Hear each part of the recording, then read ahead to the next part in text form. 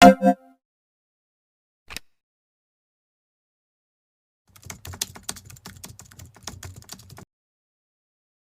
वालेकुम वरहमतुल्लाहि वबरकातुहू। बिस्मिल्लाहिर रहमानिर रहीम। उम्मीद करता हूँ कि आप सब लोग बखैर आफियत होंगे। आज हम पढ़ेंगे अपना लेसन नंबर 15 और आज के इस सबक में पढ़ेंगे कि हम देयर का इस्तेमाल कब करेंगे और कहाँ करेंगे। लेकिन उससे पहले हम रिवाइज करना चाहेंगे। कल के सबक में हमने क्या पढ़ा था? कल के सबक में हमने पढ़ा था एक्सक्लेमेटरी सेंटेंस, और मैंने बताया था एक्सक्लेमेटरी सेंटेंस किसे कहते हैं। उन जुमलों को कहते हैं जिनमें हैरानी पाई जाती है, हैरत का इजहार किया जाता है। इनका अपना बनाने का एक तरीका होता है जिसके लिए हम हाउ का इस्तेमाल करते हैं। और हाउ के बारे में हमने क्या बताया था कि इनका इस्तेमाल हम एडजेक्टिव के साथ करते हैं या एडवर्ब के साथ करते हैं। तो इनका खाका क्या होगा? सबसे पहले हम लफ्ज हाउ इस्तेमाल करेंगे, उसके बाद एडजेक्टिव डायरेक्टली इस्तेमाल करेंगे, उसके बाद एडवर्ब लाएंगे, उसके बाद सब्जेक्ट लाएंगे यानी जिसके बारे में आप बात कर रहे हैं, उसके बाद हेल्पिंग वर्ब लाएंगे, उसके बाद दीगर वर्ड्स लाएंगे जो जुमले में होंगे। तो ये लफ्ज हाउ के जरिए हम एक्सक्लेमेटरी सेंटेंस बनाएंगे। दूसरा जो कलीमा या जो वर्ड इस्तेमाल करते हैं हम, वो है व्हाट। आप इसको व्हाट नहीं पढ़ेंगे, लफ्ज व्हाट।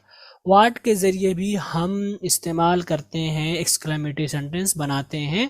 और ये खास है किसके साथ? नाउन के साथ। जब उससे पहले ए या एन आ जाए खास करके, तो उस वक्त हम क्या कहेंगे? व्हाट का इस्तेमाल करेंगे। और इसका भी स्ट्रक्चर एक ही होगा, बस थोड़ा सा फर्क होगा। हम सबसे पहले वर्ड लिखेंगे, उसके बाद ए या एन लिखेंगे एडजेक्टिव के साथ, उसके बाद सब्जेक्ट लिखेंगे, उसके बाद हेल्पिंग वर्ब लिखेंगे, उसके बाद दीगर जो वर्ड्स पाए जाते हैं उनको लिखेंगे। तो इस तरह से हम हाउ या व्हाट का इस्तेमाल करेंगे। तो जब भी अगर ए या एन आ जाए तो आप वहां पर हाउ का इस्तेमाल नहीं करेंगे, कभी भी गलती आपसे ये नहीं होनी चाहिए। ठीक है, अब हम एक्सरसाइज की तरफ चलते हैं और हम सबसे पहले अल्फाजो मानी की प्रैक्टिस करेंगे।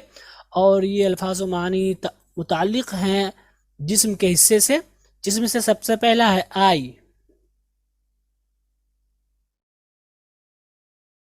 आंख, आई बॉल, आंख की पुतली, आई ब्रो, भाव, आई लैश, पलक, आई लिड, पपोटा, फेस, चेहरा, फिंगर, उंगली, फिंगर जॉइंट, उंगली का जोड़, फिंगर टिप, उंगली की नोक या सिरा, फिस्ट, मुट्ठी। अब हम उर्दू से इंग्लिश की प्रैक्टिस करेंगे, जिसमें से सबसे पहला हथेली,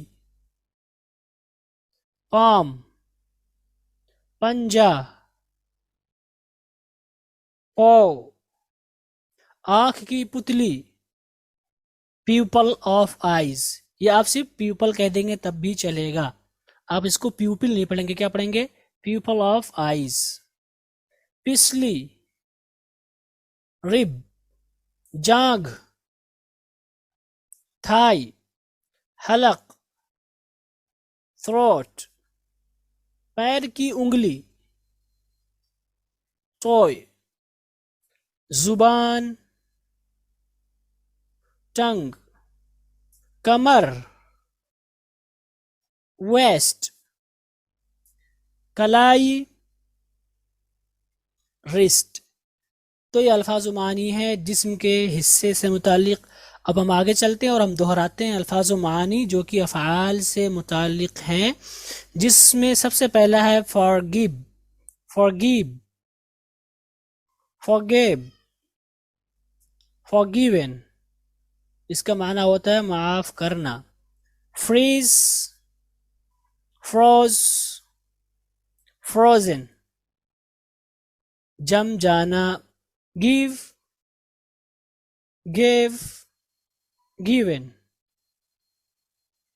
देना, गो, वेंट, गॉन, जाना, ग्रो, ग्रू, ग्रॉन, उगना, hand write, hand wrote, hand written हाथ से लिखना, हाइड हिड हिडन छुपना, नो न्यू नॉन जानना, लाई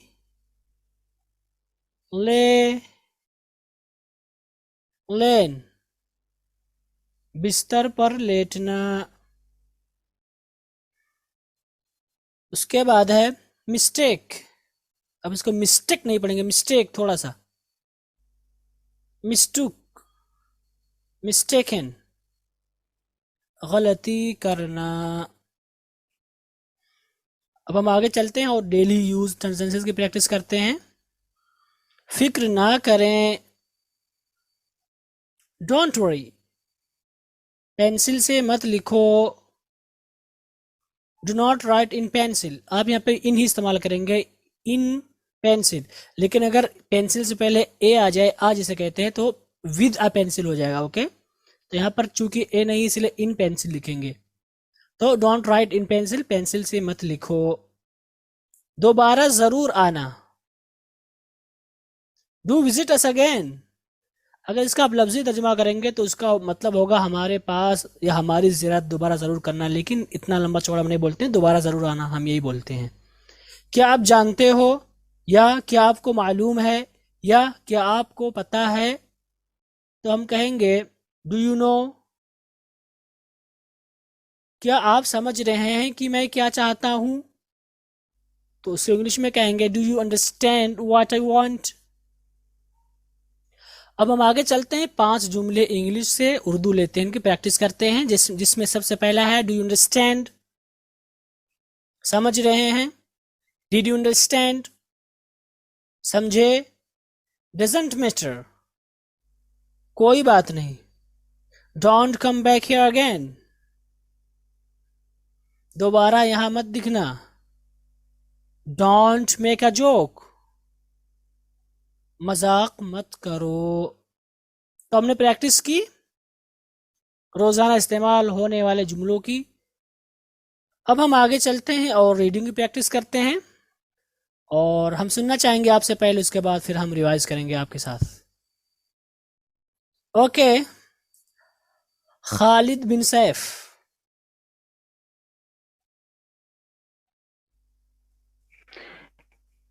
Yes, sir. Yes please Assalamu start. alaikum wa rahmatullahi wa barakatuh. वालेकुम अस्सलाम। Yes, sir.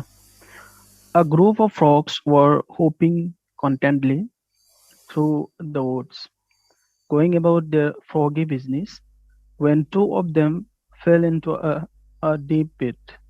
All of the other frogs gathered around the pit to see what could be done to help their companions. When they saw how deep the pit was, the rest of the dismayed group agreed that it was hopeless and told the two folks in the pit that they should prepare themselves for their fate because they were as good as dead. Unwilling to accept this terrible fate, the two folks began to jump with all of their might.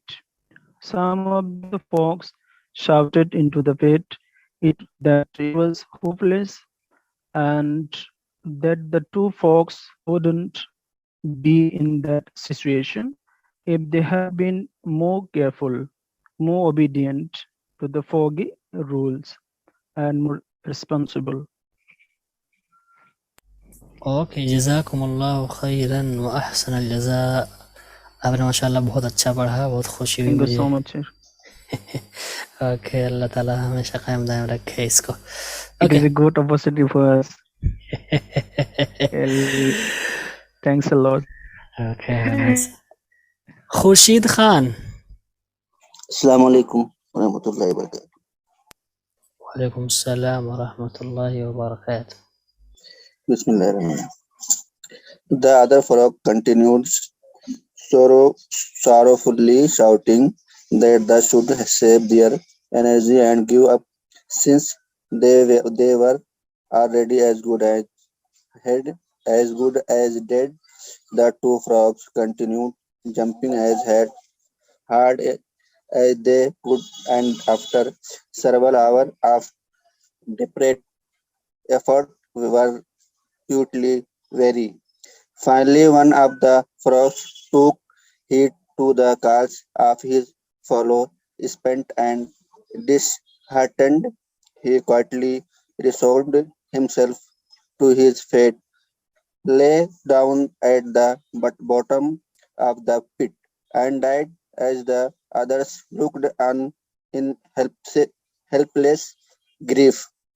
The other frog continued to jump with every ounce of energy he had, although his body was wrecked with pain and he was completely exhausted. Okay जज़ाकुमुल्लाहु खैरन व अहसनल जज़ा। अब हम अगला page पढ़ेंगे और सुनना चाहेंगे Tanveer Malik. Bismillahirrahmanirrahim. His companions began anew, yelling for him to accept his fate, stop the pain and just die. The weary frog jumped harder and wonder of wonders. Finally, leaped so high that he sprang from the pit. Amazed, the other frogs celebrated his miraculous freedom and then gathering around him asked, "Why did you continue jumping when we told you it was impossible?" Reading their lips, the astonished frog explained to them that he was deaf, and that when he saw their gesturing and shouting, he thought they were cheering him on. What he had perceived as encouragement inspired him to try harder and to succeed against all odds. Okay जज़ाकुमुल्लाहु खैरन व अहसनल जज़ा। सैयद अब्दुल बाकी। Yes, sir. जी पढ़ें। Assalamu alaikum. वालेकुम सलाम। Bismillahirrahmanirrahim. This simple story contains a powerful lesson. Your encouraging words can lift someone up and help him or her make it through the day.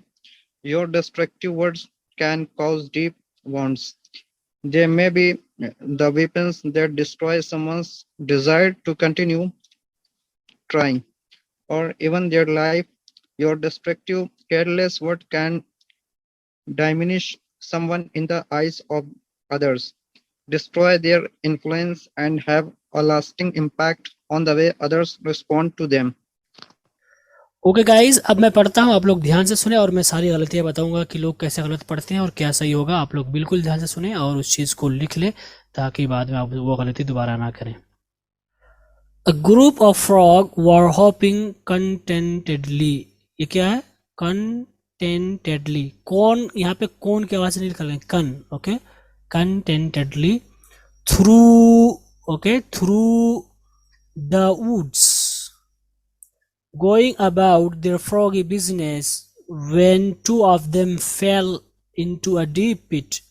All of the other frogs gathered around the pit to see what could be done to help their companions.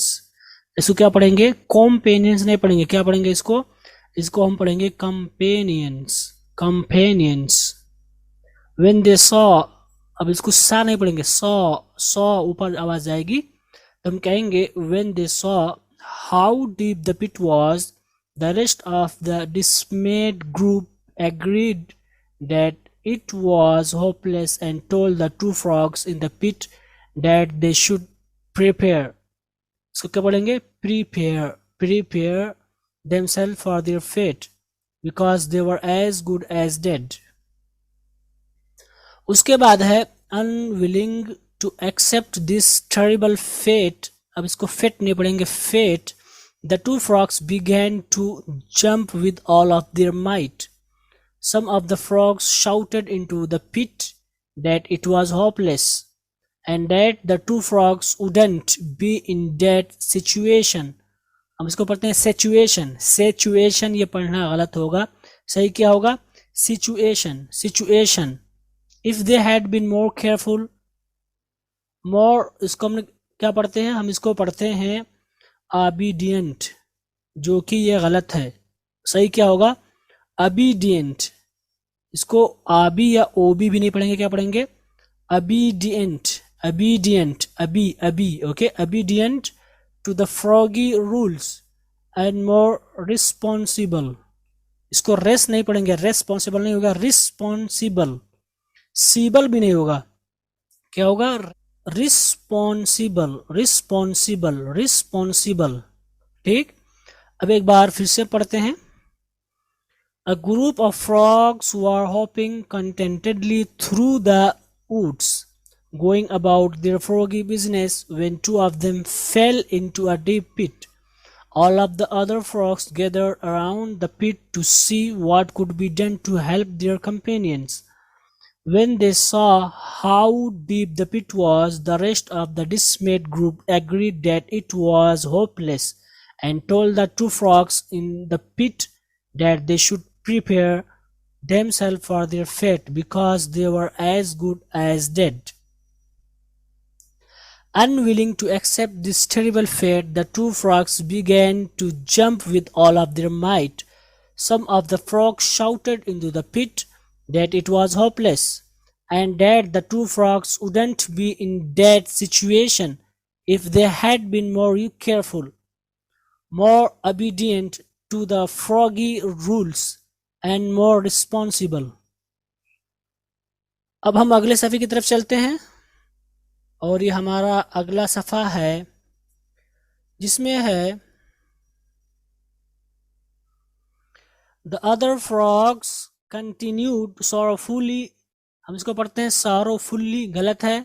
हम इसको पढ़ते हैं continued, continued में continue, continue, okay, कन की आवाज आएगी, continue sorrowfully, not fully, okay, sorrowfully, shouting that they should save their energy and give up, since they were already, हम इसको already पढ़ते हैं, बट ये all, थोड़ा सा आप इसको पूरा पढ़ेंगे, already as good as dead.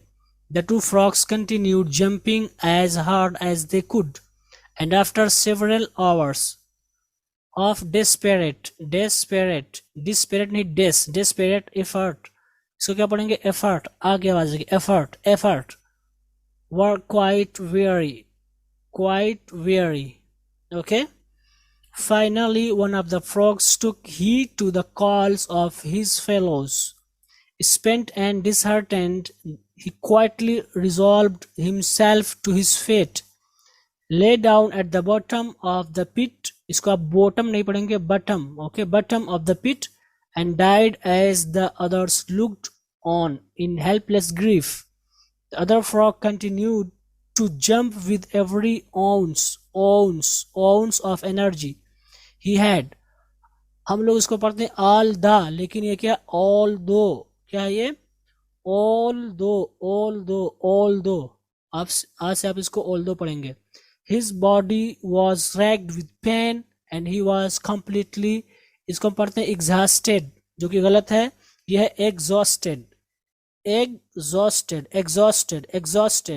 क्या पढ़ेंगे? exhausted, यहाँ पे हा साइलेंट है, exhausted,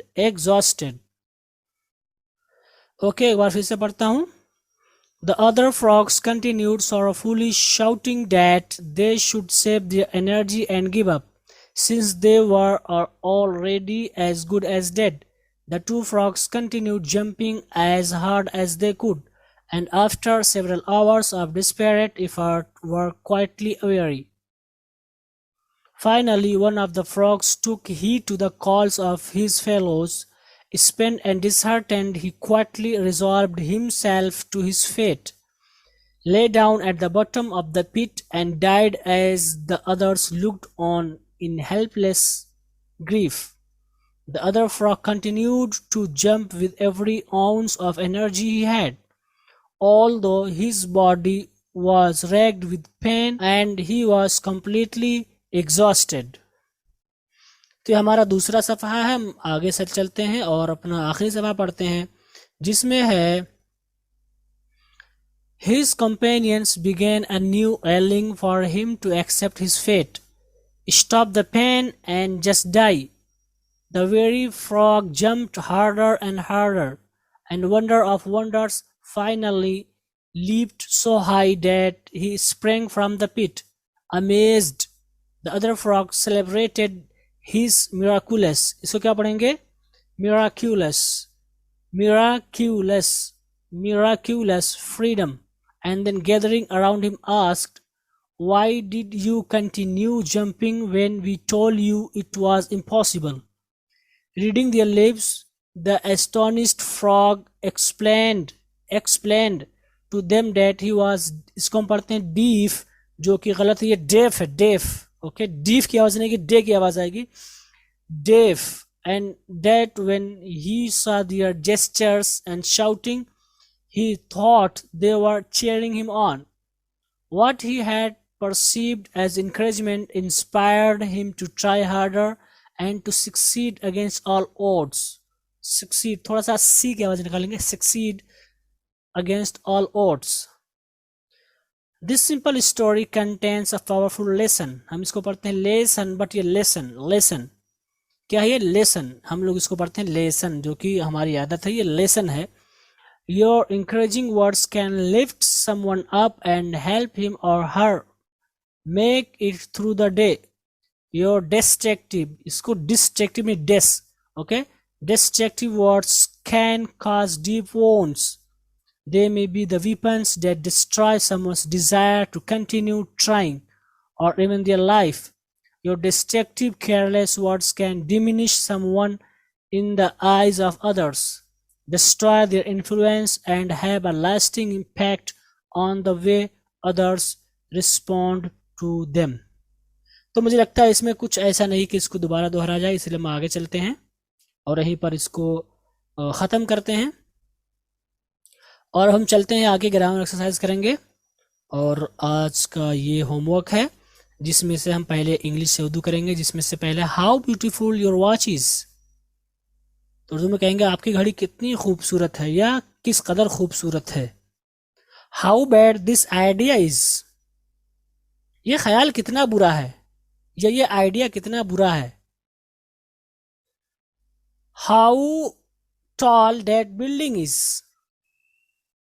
तो कहेंगे वो इमारत कितनी ऊंची है. आप कह सकते हैं वो इमारत किस कदर ऊंची है, ये भी कह सकते हैं.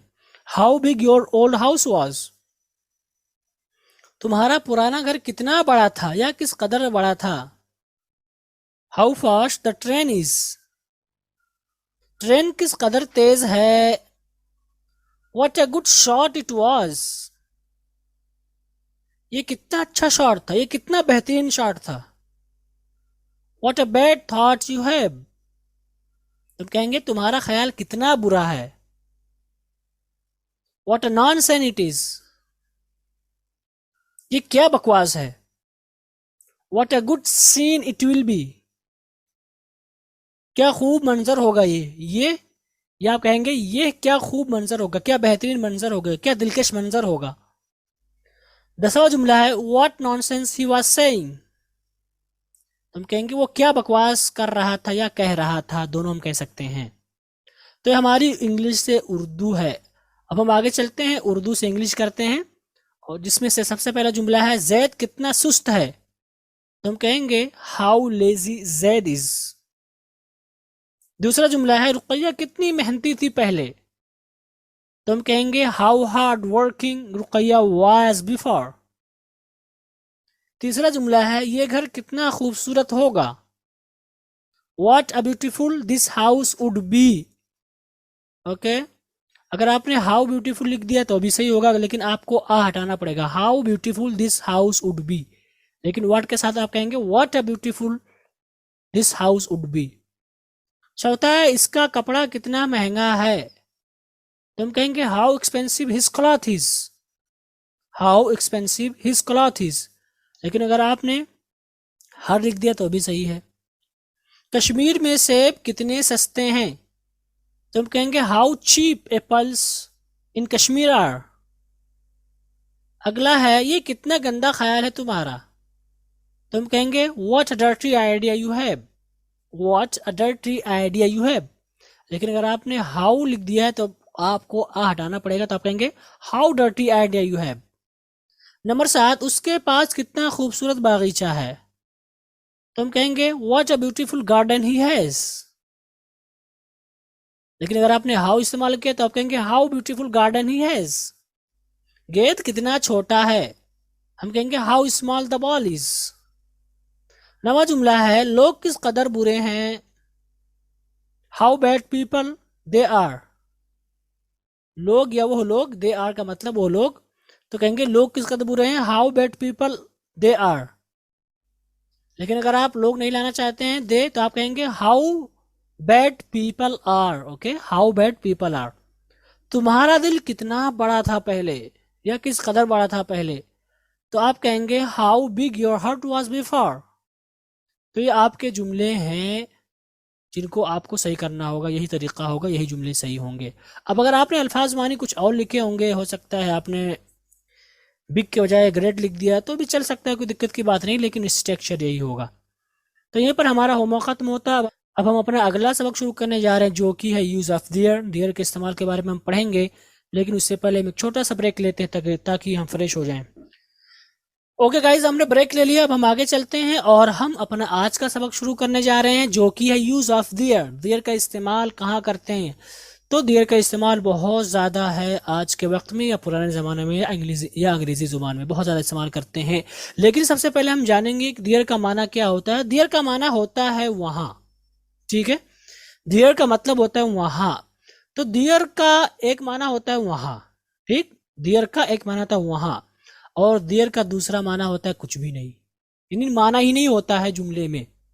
लेकिन एक्चुअल माना दियर का होता है वहाँ, लेकिन कभी कभी ये जुमले में इस्तेमाल होगा, लेकिन इसका कोई माना नहीं होगा। तो अगर हम लफ्ज दियर को वहाँ के माने में लें, तो इसकी मिसाल होगी जैसे गो दियर, वहाँ जाओ। आप कहेंगे I was waiting for you there, कि मैं तुम्हारा या आपका वहां पर इंतजार कर रहा था। आप कहेंगे योर ब्रदर वॉज दियर, कि आपका या तुम्हारा भाई वहां पर था। तो गोया कि दियर का एक इस्तेमाल किया हुआ, दियर का पहले इस्तेमाल हुआ कि हम इसको वहां के माने में, जगह के माने में इस्तेमाल करते हैं। तो जब हम लफ्ज दियर को जगह के माने में इस्तेमाल करेंगे, तो हमारे लिए जरूरी है कि हम वहां पर जो है तर्जुमा करेंगे, दियर का माना वहां पर लाएंगे वहां, ठीक है। आप इसका माना नहीं छोड़ सकते हैं, एक बात। दूसरी बात यह है कि जब हम लफ्ज दियर को वहां के माने में इस्तेमाल करेंगे, तो हम इसको शुरू में भी ला सकते हैं और लास्ट में भी ला सकते हैं, ठीक है। मिसाल के तौर पर अगर आप कहते हैं कि वहां एक पेड़ था, तो आप कह सकते हैं देयर वॉज अ ट्री, और आप ये भी कह सकते हैं अ ट्री वॉज देयर। आप कहना चाहते हैं कि वहां कोई है, तो आप कहेंगे देयर इज समवन। आप ये भी कह सकते हैं समवन वॉज देयर, यहां पे इस कर सकते हैं आप, समवन इज देयर, कि वहां पर कोई है। तो जब भी आप लफ्ज देयर को वहां के माने में लेंगे, तो आपके लिए जरूरी है, यानी वहां के माने में लेने का मतलब है जगह के माने में लेना, ठीक है। तो जब भी आप लफ्ज दियर को किसी जगह के माने में लेंगे, तो आपके लिए जरूरी है कि आप अगर तर्जुमा कर रहे हैं या आप समझ रहे हैं कोई बोल रहा है, तो आप लफ्ज वहां को अपने जहन में लेंगे या लिखेंगे। और इस सूरत में आप लफ्ज दियर को शुरू में भी ला सकते हैं और लास्ट में भी ला सकते हैं। तो गोया कि लफ्ज दियर का पहला इस्तेमाल हुआ कि हम इसको वहां के माने में इस्तेमाल करते हैं। लफ्ज दियर का दूसरा माना कुछ भी नहीं होता है, यानी सिर्फ इस्तेमाल होगा, हम सुनेंगे सामने वाला बोलेगा तो, या हम लिखेंगे अगर हम लिखना चाहते हैं तो, या किताब में हम इसको पढ़ेंगे, लेकिन इनका हम माना नहीं अदा करेंगे। और इसको हम कब इस्तेमाल करते हैं, इसको हम इस्तेमाल करते हैं नाउन के साथ, या जो है प्रिडिकेट ना हो या ऑब्जेक्ट ना हो। तो इसके बारे में लोगों ने मुख्तलिफ बातें कही हैं, ठीक है। कुछ लोग कहते हैं कि जब किसी जुमले में नाउन यानी इसम या सब्जेक्ट ना हो, इसी तरह से ऐसा जुमला जिसमें प्रिडिकेट ना हो या ऑब्जेक्ट जिसे कहते हैं ये ना हो, तो इस सूरत में हम जो है लफ्ज दियर का इस्तेमाल करते हैं।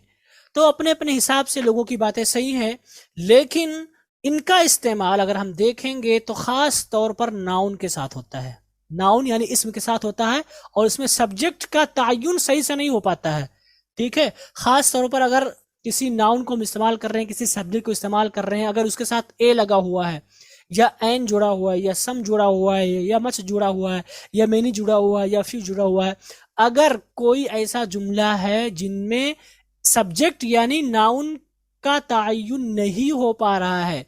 जैसे लफ्ज ए है, ये गैर मुतय्यन चीज है ना, अपन, इसमें तायुन नहीं हो पा रही है, ठीक है। समवन, इसमें भी तायुन नहीं हो पा रहा है। तो इस सूरत में हम नाउन के साथ क्या इस्तेमाल करेंगे, देयर इस्तेमाल करेंगे। तो मिसाल के तौर पर आप कहेंगे there is a river in my village. तो यहाँ पे आप देख सकते हैं नाउन के साथ क्या जुड़ा हुआ है, ए जुड़ा हुआ है, ठीक है, नाउन के साथ ए जुड़ा हुआ है। तो आप क्या कहेंगे, there is a river in my village. आप यहाँ से देख सकते हैं सो मेनी ट्रीज, यहाँ पर मेनी ट्रीज, यहाँ पर मेनी, इसमें भी तायुन नहीं पाया जा रहा है, ठीक है। So there were so many trees in my garden, कि जब मेरा बागीचा था पहले ज़माने में, पिछले ज़माने में, तो बहुत ज़्यादा पेड़ थे उसमें। उसके बाद है there will be a book in my car, की हो सकता है कि मेरी गाड़ी में एक किताब हो, जाके ले लो वहां से, ठीक है। तो क्या पता चला कि लफ्ज देयर का इस्तेमाल हम नाउन के साथ करते हैं, खास तौर पर वो नाउन जो ए या एन या सम या मच या मिनी या अफ्यू वगैरह ऐसे अल्फाज से जुड़ा हो जो तायुन नहीं करते हैं, ठीक है। मच से तायुन नहीं हो पा रहा है, फिक्स नहीं हो पा रहा है, मैनी से भी फिक्स नहीं हो पा रहा है, सम से भी फिक्स नहीं हो पा रहा, कुछ लोग यहाँ पर तायुन नहीं हो पा रहा ना, तो इसी को कहते हैं तायुन ना हो पाना, यानी मुतय्यन, यानी शनाख्त ना हो पाना, यानी क्लियर ना हो पाना। आप कह सकते हैं कि कौन है, कौन मुराद है। तो जब वो नाउन आए जुमले में जो क्लियर ना हो, ठीक है, तो इस सूरत में हम वहां पर देयर का इस्तेमाल करेंगे।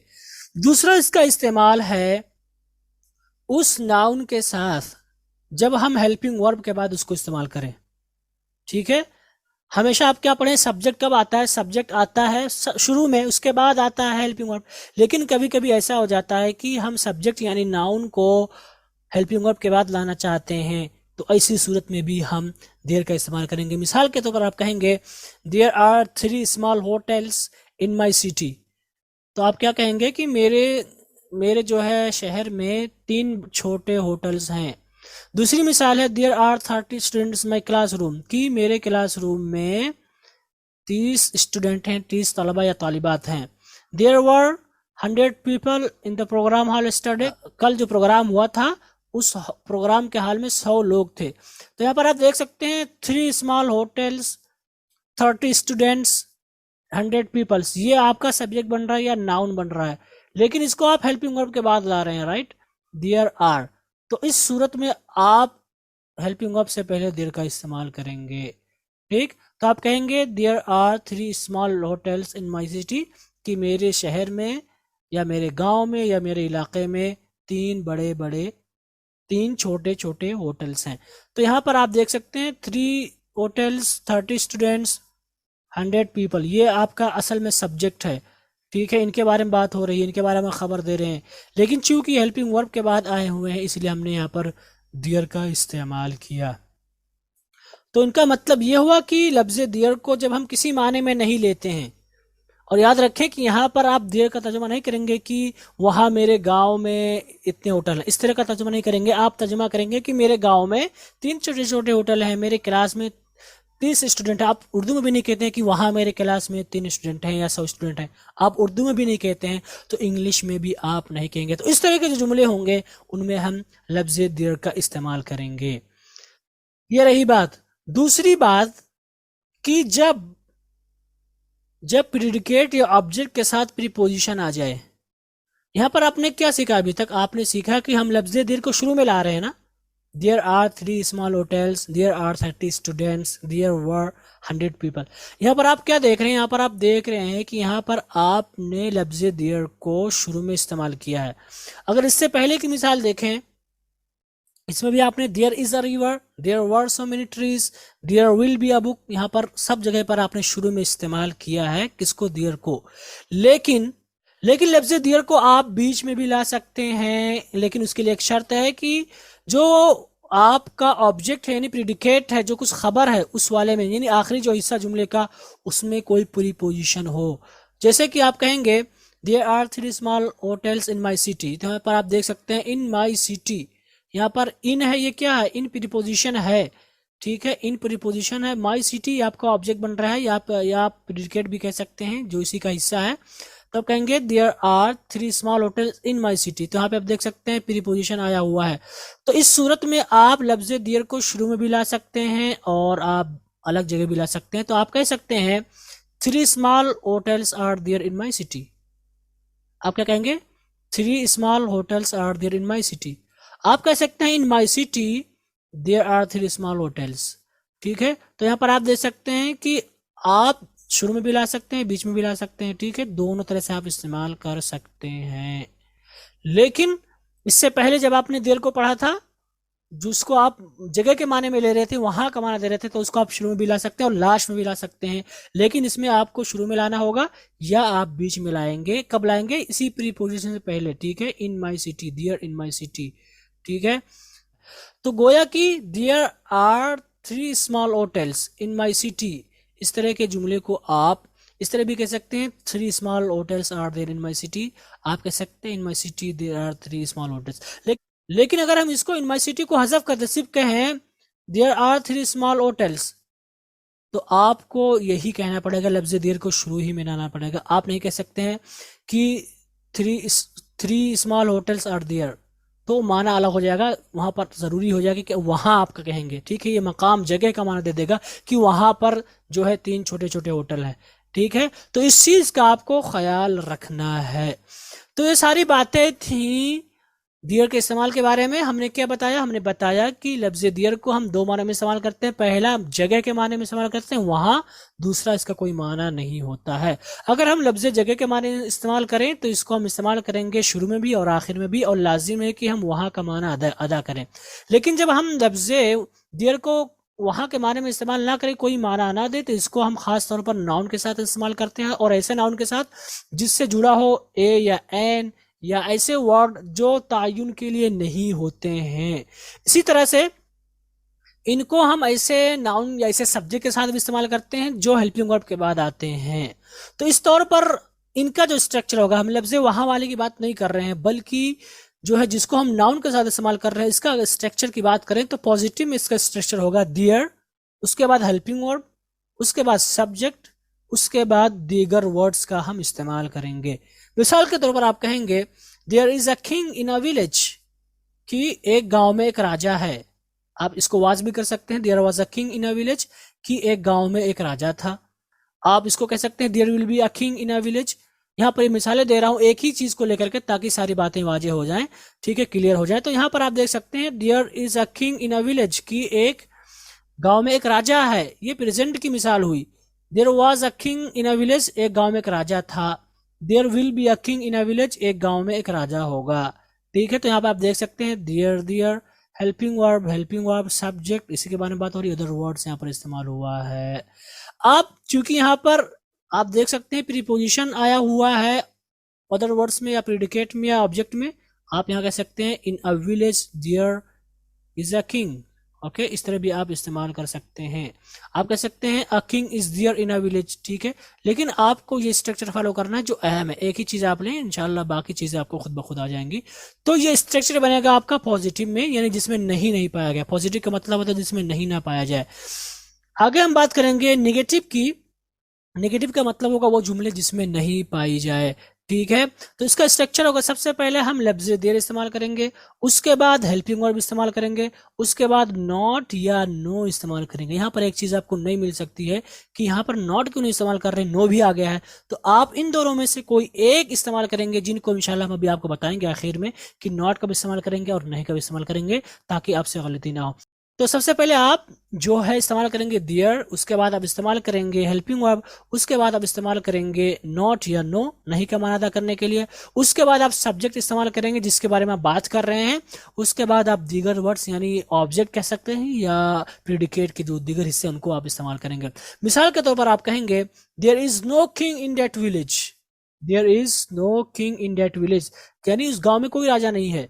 There was no king in that village, उस गांव में कोई राजा नहीं था। अब यहाँ पर वहां कोई राजा नहीं था हम नहीं कहेंगे। There will be no king in that village, उस गांव में कोई राजा नहीं होगा। यहाँ पर भी हम देयर का तर्जुमा वहां से नहीं करेंगे। तो यहाँ पर आप देख सकते हैं, यहाँ पर हमने वो सारी चीजें फॉलो की है। लफ्ज देयर को हमने पहले इस्तेमाल किया है, उसके बाद हमने हेल्पिंग वर्ब को इस्तेमाल किया जमाने के हिसाब से, उसके बाद हमने नोट या नो को इस्तेमाल किया। हमने यहाँ पर नो इस्तेमाल किया, इसकी एक वजह है जिसको हम आगे बताएंगे। उसके बाद आप सब्जेक्ट इस्तेमाल किया है, किंग किंग किंग, उसके बाद अदर वर्ड्स, और यहाँ पर आप देख सकते हैं नेगेटिव है इसलिए हमने नो को इस्तेमाल किया।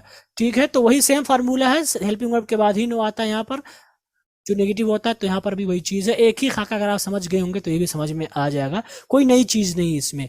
तो ये आपका नेगेटिव हुआ।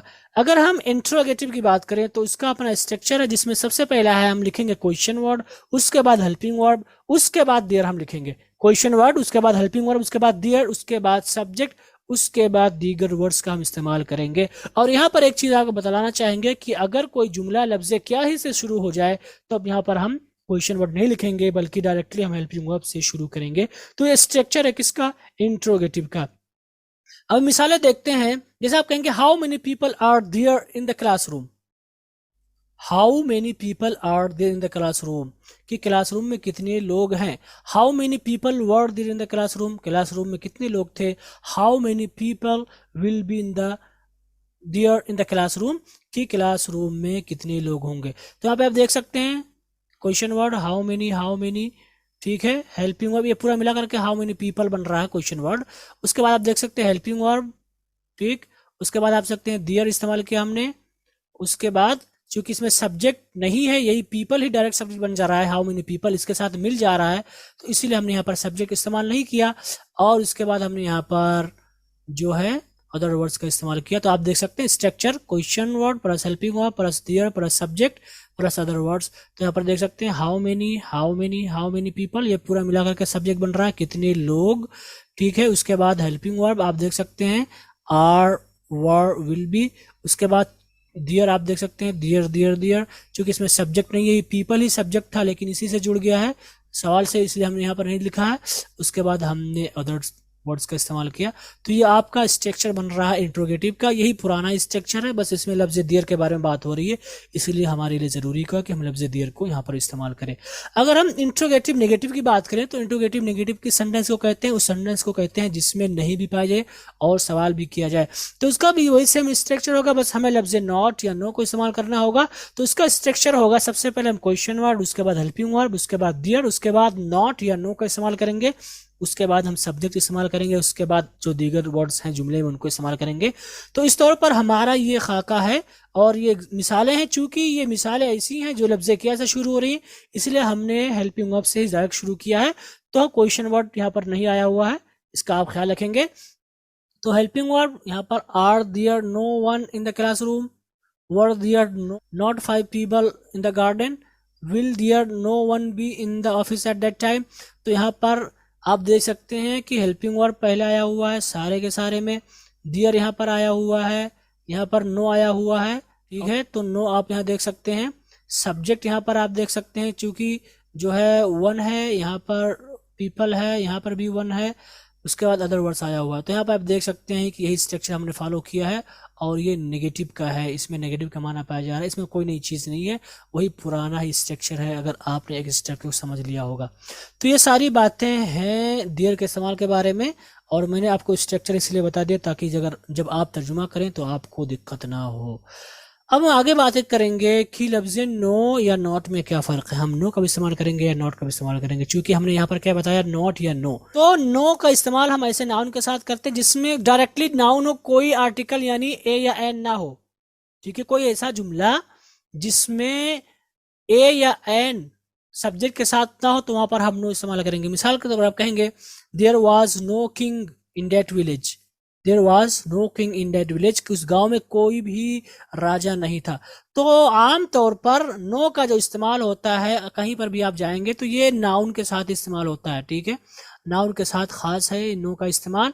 खास तौर पर इस जुमले में देयर के साथ की अगर हम बात करें खास तौर पर, तो जो है ऐसे नाउन के साथ इस्तेमाल होगा जिससे पहले ए या एन ना हो, ठीक है। तो यहाँ पर आप देख सकते हैं नो किंग, और इसका काम क्या होता है, ये मुकम्मल तौर पर नफी कर देता है, कोई भी नहीं, मतलब कोई भी राजा नहीं है, ये माना यहाँ पर आ रहा है, ठीक है। तो there was no king in that village, कि उस गांव में कोई भी राजा नहीं था। तो आपको ये जानना है कि लफ्ज़ नो का इस्तेमाल हम नाउन के साथ यानी इसम के साथ करते हैं, ख़ास तौर पर अगर उसके साथ ए या एन ना लगा हो। तो ये रही बात नो की। अगर हम नॉट की बात करें तो आम तौर पर लफ्ज़ नॉट का इस्तेमाल वर्ब के साथ खास है। नो का इस्तेमाल नाउन के साथ है, लेकिन वर्ब का इस्तेमाल नॉट का इस्तेमाल वर्ब के साथ होगा। मिसाल के तौर पर आप कहेंगे I do not like that person, कि मैं उस आदमी को पसंद नहीं करता हूँ। तो यहाँ पर आप देख सकते हैं लाइक के साथ नॉट इस्तेमाल हुआ है। कभी कभी हम नॉट को नाउन के साथ भी इस्तेमाल कर लेते हैं, लेकिन उसके साथ लाजिम है कि ए या एन हो, ठीक है, या द हो।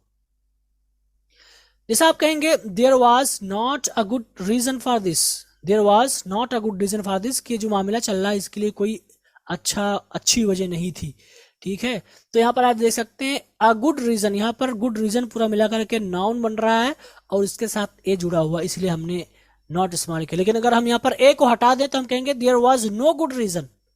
अगर हम यहाँ पर ए को हटा दें तो हम कह सकते हैं देयर इज और देयर वॉज और देयर विल बी, तीनों जमानों में नो गुड रीजन आप कहेंगे, ठीक है। लेकिन जब आ जाएगा तो जरूरी है कि आप नॉट इस्तेमाल करें। तो आप कहेंगे there was not a good reason for this, कि ये जो बात चल रही है, जो मामला है, इसकी कोई खास वजह नहीं थी, बस छोटी सी बात रही होगी, इस पर लोग झगड़ पड़े, जो भी बात हो, ठीक है।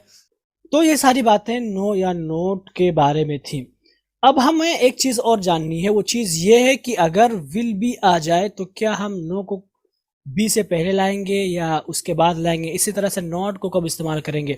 तो हमने अभी तक आपको क्या बताया, हमने आपको यही पढ़ाया है कि जब कोई हेल्पिंग वर्ब दो या दो से ज्यादा हिस्सों पर मुश्तमिल हो जाए तो हम नॉट को जो लिखेंगे वो जो बकिया हिस्से हैं उनसे पहले लिखेंगे। लेकिन यहाँ पर आपको ध्यान ये देना है कि लफ्ज़ नो के साथ ऐसा नहीं किया जाएगा।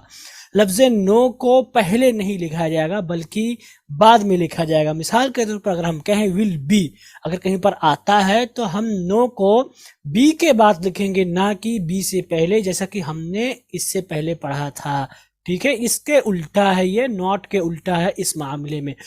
तो अगर हम कोई ऐसा जुमला कहते हैं जिसमें नो हो और विल भी आया हुआ हो, या ऐसे हेल्पिंग वर्ब हो जो दो या दो से ज्यादा हिस्सों पर मुश्तमिल हो, तो उनको हम बाद मिलाएंगे। मिसाल के तौर पर अगर हम विल बी को लें और हम कोई जुमला कहें, जैसे हम कहें विल बी, तो हम नो को जो है विल बी के बाद लाएंगे, ठीक है। जैसे हम कहेंगे there will be no king in that village, तो यहाँ पर आप देख रहे हैं कि नो को हमने विल के बाद नहीं लाया है बल्कि बी के बाद लाया, यानी पूरा हेल्पिंग वर्ब कहने के बाद हमने नो का इस्तेमाल किया है। तो क्या जुमला होगा? जुमला होगा there will be no king in that village.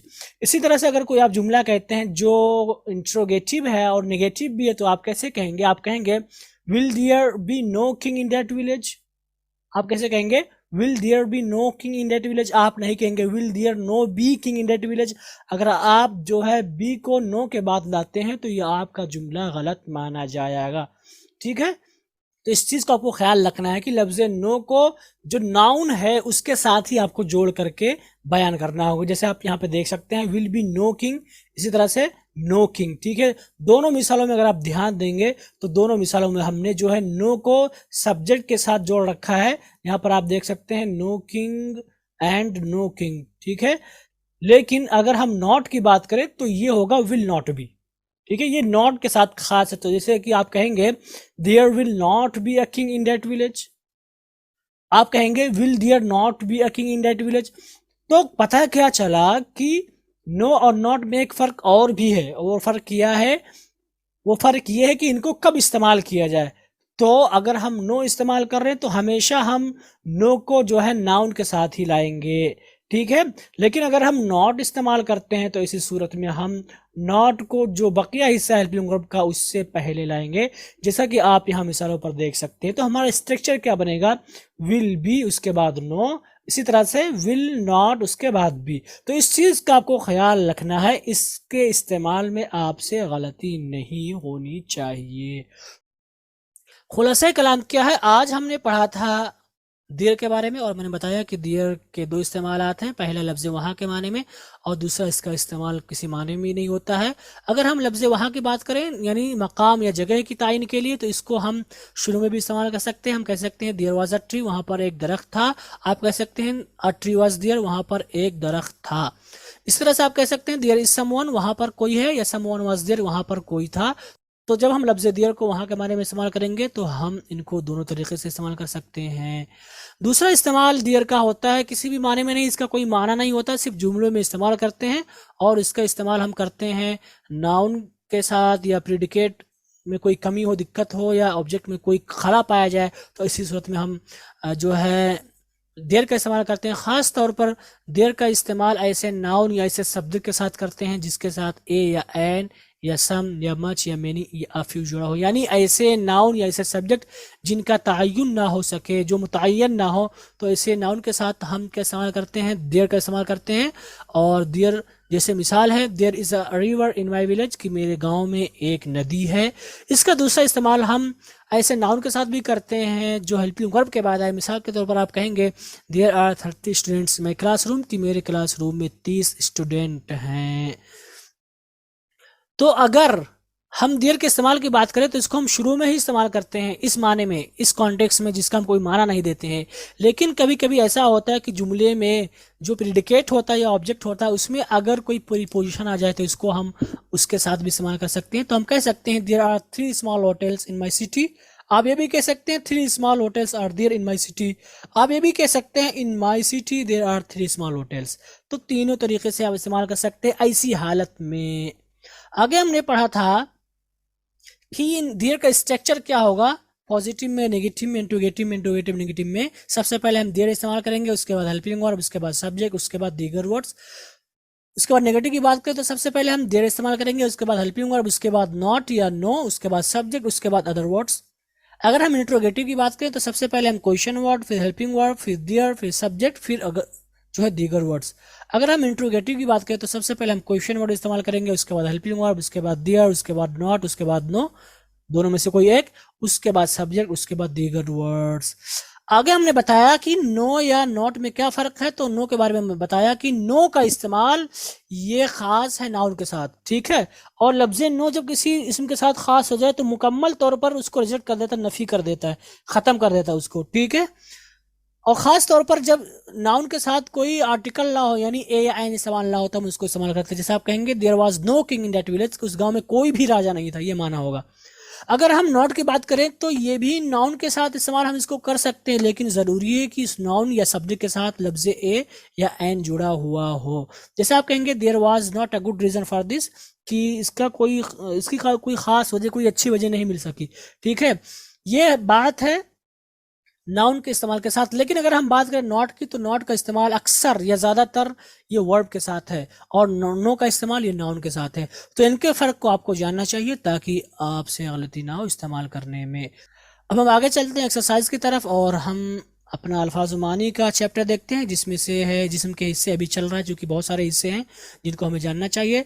जिसमें से पहला है फुट, पाँव। आप इसको फुट नहीं पढ़ेंगे, जैसे फुटबॉल बोलते हैं ना, फुटबॉल इसी से मिला हुआ है फुटबॉल, तो आप कहेंगे फुट। आप कहेंगे फोर फिंगर,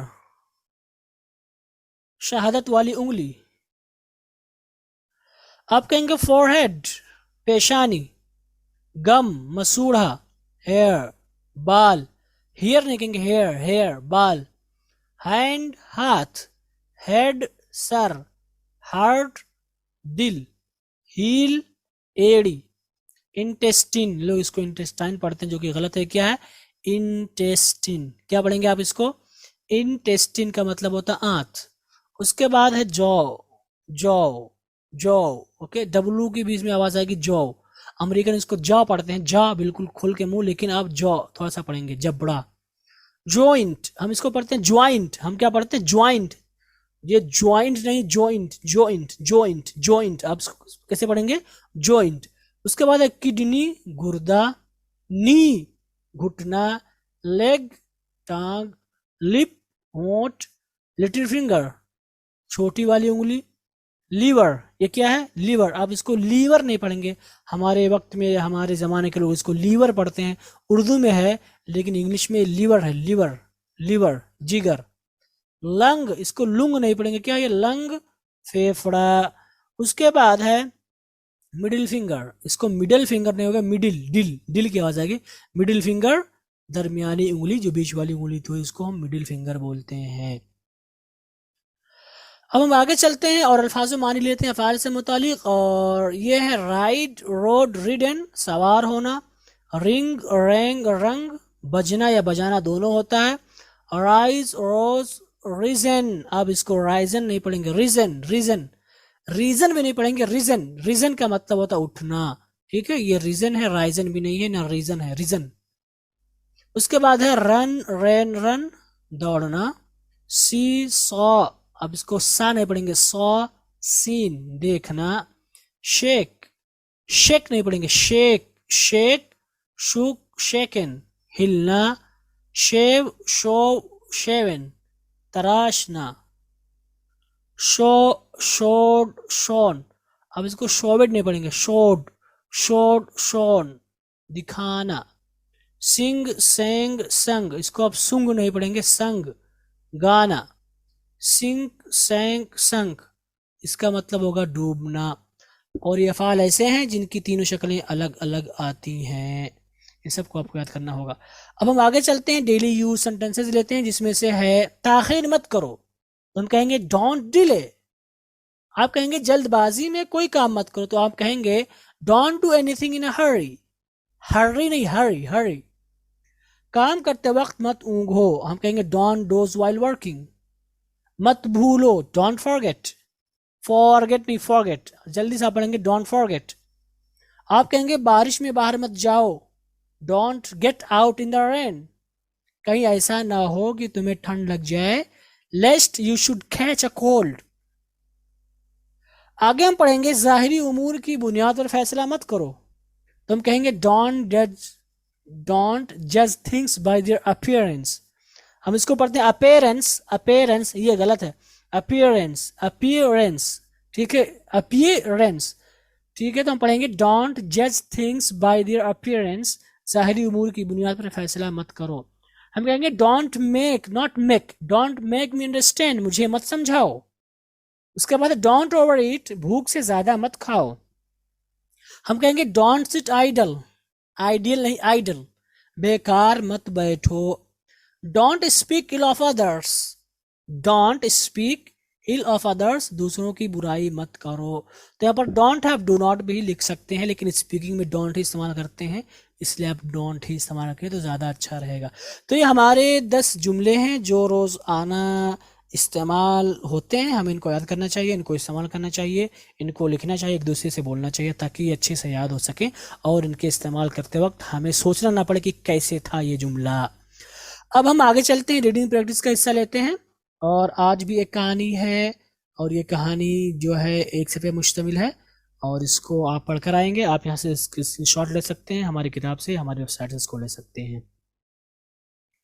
अब हम ग्रामर की एक्सरसाइज करेंगे, और ग्रामर की एक्सरसाइज ये बहुत बड़ा लग रहा होगा आपको, लेकिन बहुत ज़्यादा नहीं है, ये एक एक जुमले हैं, सब कुछ आपको पढ़ा दिया गया है। My name is Riyaz and I am from Dubriyaganj. तो यहाँ पर आपको एक एक जुमले के हिसाब से करना है, गर्चे एक पैराग्राफ है, लेकिन इसी तरह से आपका पूरा पैराग्राफ बनता है, जुमले से ही मिलकर पैराग्राफ बनता है, ठीक है। और तो आप इसको बहुत ज़्यादा सीरियसली ले लेंगे, बहुत आसान है, आप जब इसको स्टार्ट करेंगे इंशाल्लाह तो आप कर ले जाएंगे। तो इनको आपको उर्दू में करना होगा, और इस आपके लिए उर्दू से इंग्लिश की भी प्रैक्टिस करनी, और आपको उर्दू से इंग्लिश की भी प्रैक्टिस करनी, इसलिए हमने उर्दू से इंग्लिश के लिए भी इंतजाम कर रखा है। और ये भी बहुत ही आसान है, जो कुछ आपको पढ़ाया गया है वही सारी चीज़ें इसमें आपको फॉलो करनी है, शुरू से आखिर तक सारी चीज़ों को मद्देनज़र रखते हुए आपको ये होमवर्क करना है। बहुत ही आसान है, आप एक एक जुमले के हिसाब से इसका तर्जुमा करेंगे, गर्चे पैराग्राफ की शक्ल में है, लेकिन असल में एक जुमला है। मेरा नाम ज़करिया है, मैं एक तालिब इल्म हूँ, मेरे अब्बू का नाम ज़ाकिर हुसैन मदनी है। तो यहाँ पे देख सकते हैं कि एक एक जुमले हैं, न कि पूरा पैराग्राफ है। तो आप इसको देख के बिल्कुल भी घबराएंगे और डरेंगे नहीं। उम्मीद करता हूँ कि आपने इंजॉय किया आज का लेसन।